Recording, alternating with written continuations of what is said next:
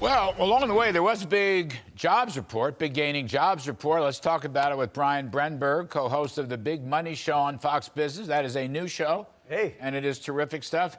And our great friend John Carney, Breitbart economics and finance editor and co-author of the Breitbart Business Digest.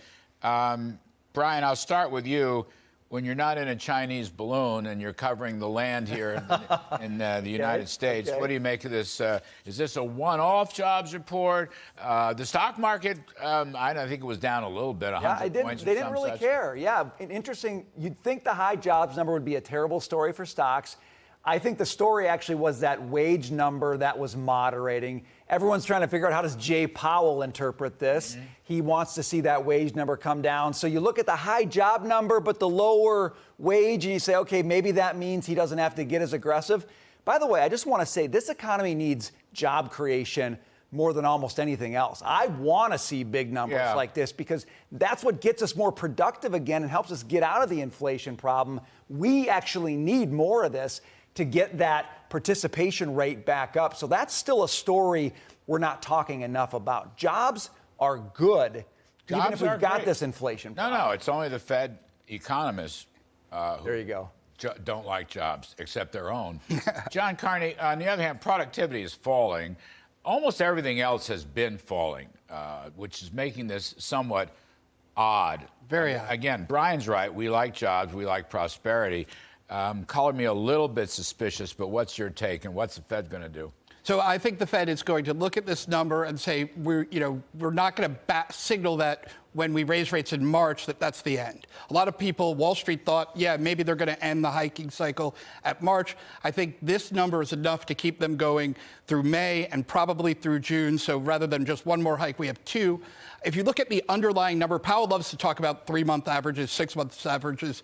The underlying number, so the 3-month average in job creation is now 357,000. Mm-hmm. That is really high. We haven't had a number that high since 1994.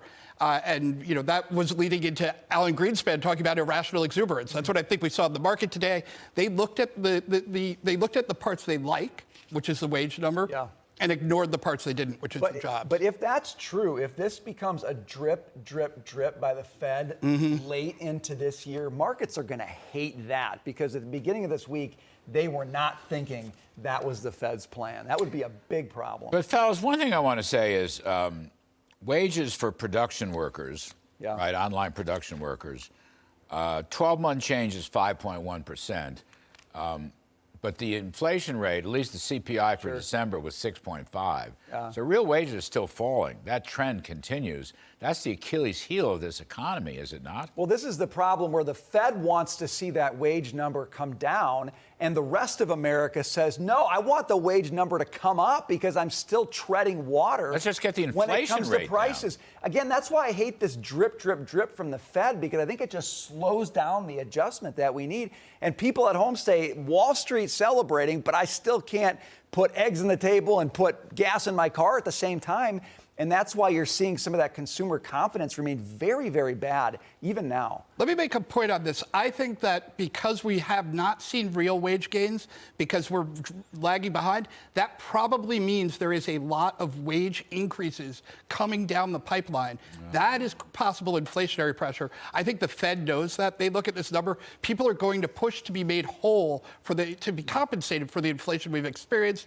So this is a delayed wage gain. So while Wall Street was saying, yes, look, there's not a lot of inflation in this, I look at it and say, no, people aren't going to accept being poorer. They are going to push for higher wages. And so, in fact, this is telling you there's more inflation in the pipeline coming later this year. But you know what? I mean, M2 money supply has collapsed. Yes. Commodity indexes are flat in the last 6 months. I mean, the Fed's done its job on that score. How about if we cut taxes or signaled that the Trump tax cuts will be made permanent, and we will have reductions in federal spending, and we will stop the overzealous overregulation, big government socialism, so we would produce more goods and services. Oh, you mean the supply side? Yes. Yeah, that would be good if we had a supply side plan. How about that? Unfortunately, we got business taxes going up this year, as you've talked about.